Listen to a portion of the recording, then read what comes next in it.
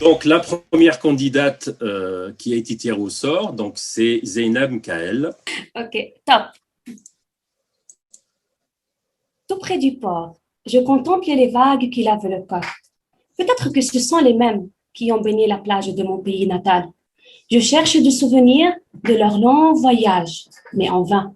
Soudain, le bruit d'un bulldozer m'éveille. Il emporte des sédiments. Il les sépare de leur milieu et les intègre dans un nouvel environnement sous un nouveau statut, émigrant. L'immigration signifie voyager et quitter nos attaches familiales afin d'atteindre nos ambitions et d'être des bons citoyens. Et vraiment ce qui s'est passé avec mes sédiments. Mon histoire recommence.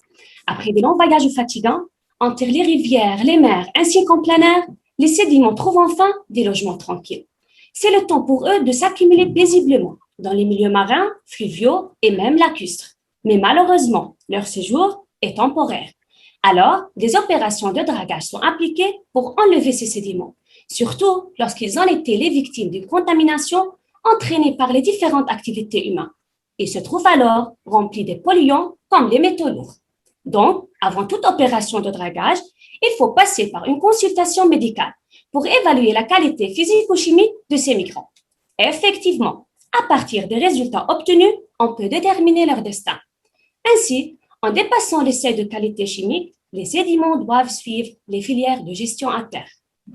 Mais ils ne sont pas au bout de leur vie. Je suis là. C'est ainsi que débute ma thèse. Je veux valoriser ces sédiments et les transformer en des éléments efficaces. C'est maintenant que vous devez vous concentrer. C'est là où mes fameux sédiments vont remplacer les granulats naturels demandés en technique routière. C'est là où les émigrants vont être mélangés avec d'autres matériaux non conventionnels, comme les mâches-fer et les bétons de démolition, selon des pourcentages basés sur des courbes granulométriques de référence. Mais attention, nous cherchons des mélanges aux propriétés mécaniques optimales pour remplacer au maximum le sable naturel. Une fois élaborés, les matériaux routiers passent par une phase de validation de leur acceptabilité environnementale pour évaluer leur potentiel polluant. Et voici le dénouement de mon histoire.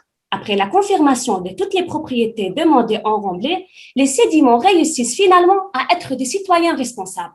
Bientôt, on pourra dire, ils s'étaient substitués aux granulats naturels, vécurent tranquilles et furent ravis dans ces nouveaux abris.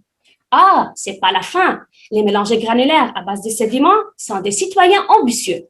Alors, ils sont prêts d'améliorer leur performance pour être promus à des grades supérieurs en technique routière. Ils seront prochainement traités avec mes lions hydrauliques routiers. De même, ce sont des lions écologiques, construits à base de sondes volantes et des mâches-fer. Qu'est-ce que vous pensez? C'est une réalité. De rien, faisons-le bien. À bientôt.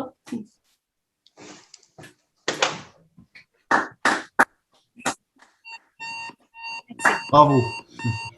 Merci Zeynab, Merci très bien, vous avez très bien respecté, vous avez même fini de 3-4 secondes avant.